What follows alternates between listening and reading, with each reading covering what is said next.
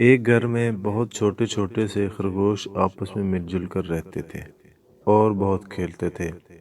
جب بھی وہ گھر سے کھانا کھانے باہر جاتے تو دوسرے کو دیکھتے اور ان سے بڑے جانور جنگل میں ہاتھی، گینڈا اور ہرن گائے ایک دوسرے سے زیادہ کھاتے اور بعض جانور تو دوسروں کا بھی کھانا کھا جاتے۔ انہوں نے سوچا کہ ہم بھی ایسے کھایا کریں گے۔ ایک دن وہ اپنے گھر میں اکٹھے بیٹھ کر کھانا کھا رہے تھے کہ انہوں نے ایک دوسرے زیادہ کھانے کا سوچا۔ جیسا کہ وہ دوسرے جانور کو کھانا کھاتے دیکھتے، اسی طرح وہ اپنا کھانا کھا کر دوسروں کا بھی کھانا کھا جاتے۔ اس طرح جو پہلے زیادہ کھانا کھا لیتا وہ دوسروں کا کھا لیتا، اس طرح روزانہ کو بھوکا رہتا اور وہ دوسرے دن وہ دوسروں کا بھی کھانا کھا جاتا۔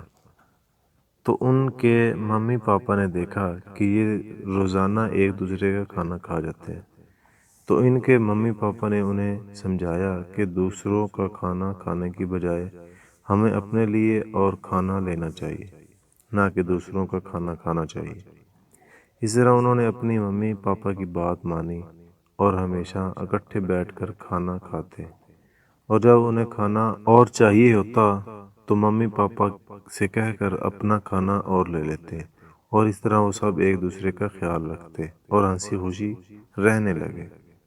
پیارے بچوں، ہمیں بھی ہمیشہ دوسروں کو کھانا کھلانا چاہیے، نہ کہ دوسروں کا کھانا کھانا چاہیے، تاکہ کوئی بھی بھوکا نہ رہے۔